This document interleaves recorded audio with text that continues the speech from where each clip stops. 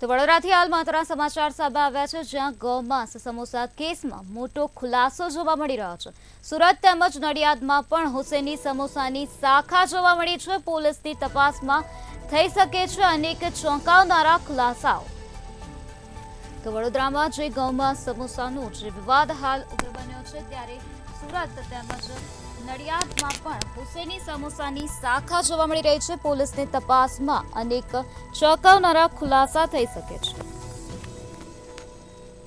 તો હાલ આ સમગ્ર મામલામાં પોલીસ દ્વારા વધુ કાર્યવાહી હાથ ધરવામાં આવે છે। સુરત તેમજ નડિયાદમાં પણ હુસેની સમોસાની શાખા હોવાનું હાલ સામે આવ્યું છે।